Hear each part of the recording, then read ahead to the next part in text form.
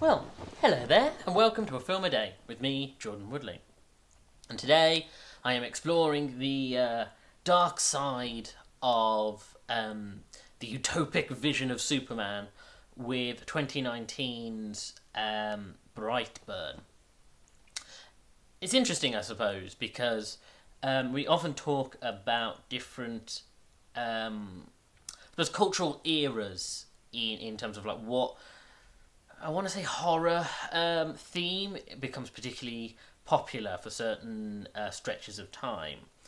I say horror, it doesn't necessarily have to be. I think maybe more broadly, genre ideas people want to explore. So, about 20 years ago, maybe 15 years ago, it was vampires became quite popular for a long stretch. You had things like True Blood, The Vampire Diaries.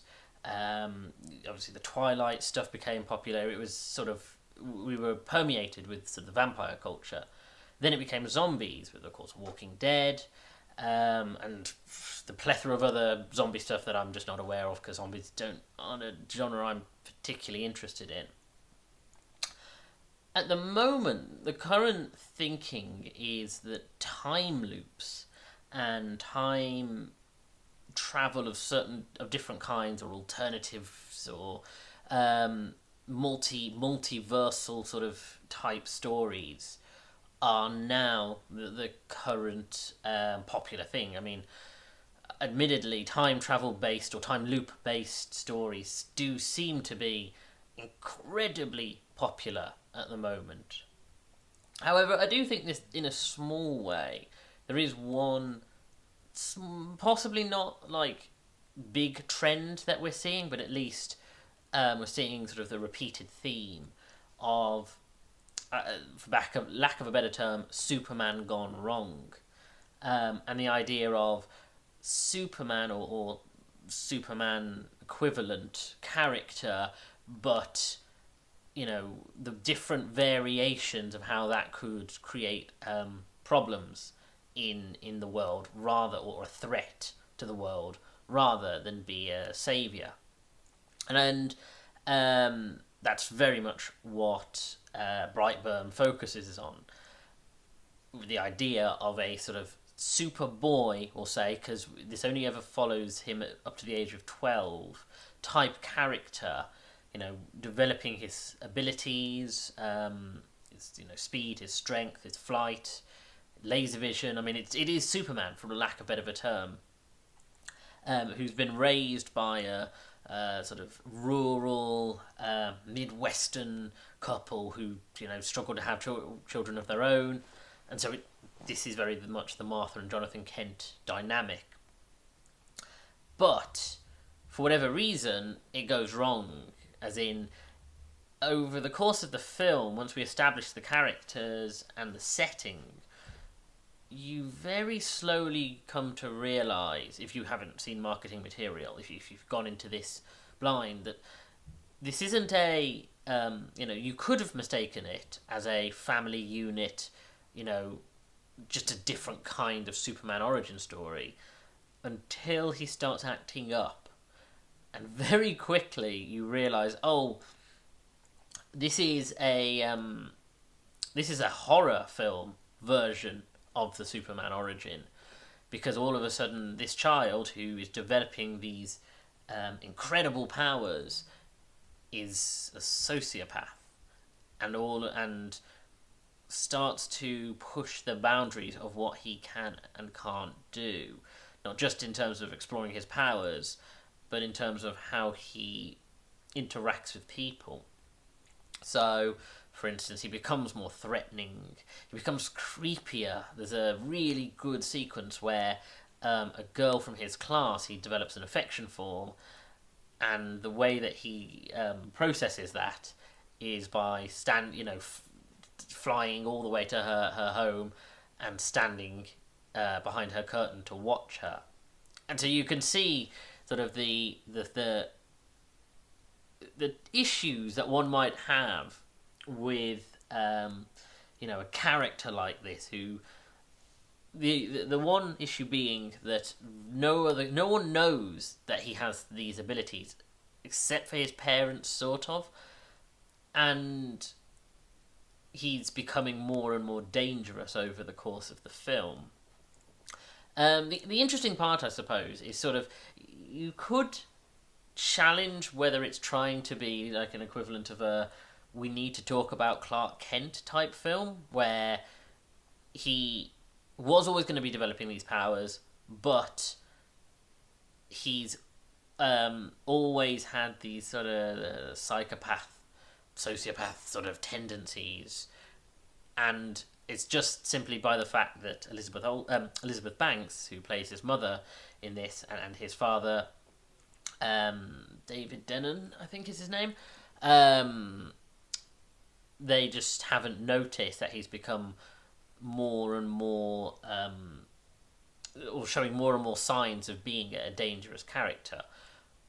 Or, alternatively, the reading, and I think it leaned more towards this, although the first way is more interesting, is the implication that he was actually sent here to become a conqueror and a tyrant. And what you're seeing is a child who was raised normally, as his alien sort of heritage starts to take hold, starts to change him. And you do see trademarks of that. He starts talking in his sleepwalking, and eventually stumbles across the ship that his parents have been hiding from him, and it communicates with him.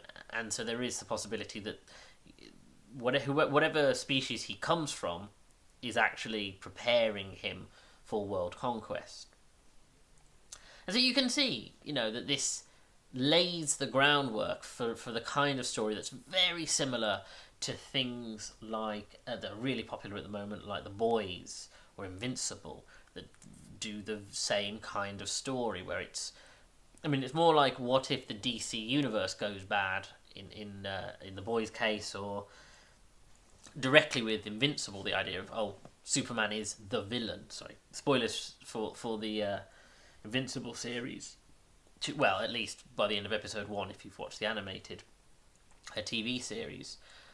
In this case, what I like about it, I suppose, is it has air of The Omen to it, because he remains a child, and you see this innocent child, and for a lot of the film, it when he isn't doing these horrifying things, he actually acts like a normal boy.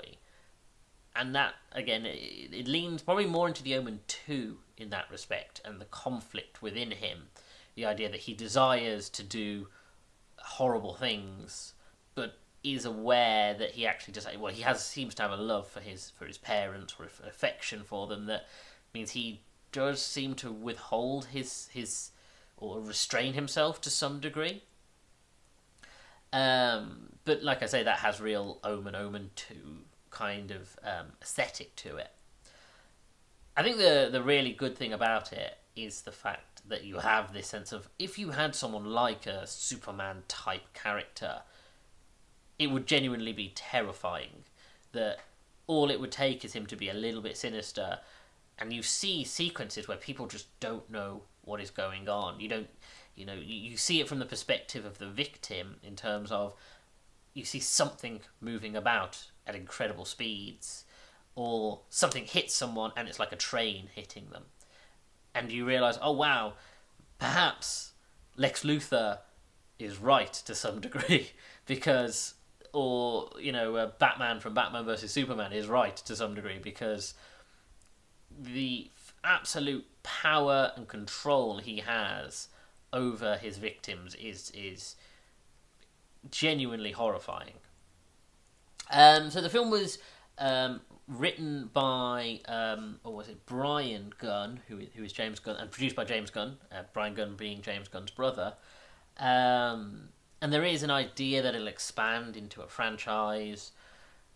If I'm being totally honest, I think, just like with vampires and with zombies, and what could be the case with time loops, it can burn itself out a little bit, and I think Brightburn really works as a standalone potential film, where you watch it and go, wow, that's a haunting idea, but I don't need any more.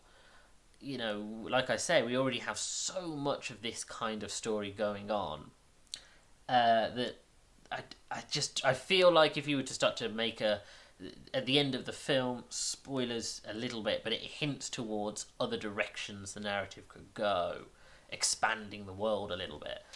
And I don't know if I need that. I genuinely feel like this is a really good standalone horror. Now, the way these things go, it probably will be more likely to be a franchise because everything is a franchise. But genuinely, I think as a one-off, this was really good, really quite good, and a fantastic representation of how you can introduce different new kinds of horror through a storytelling like this.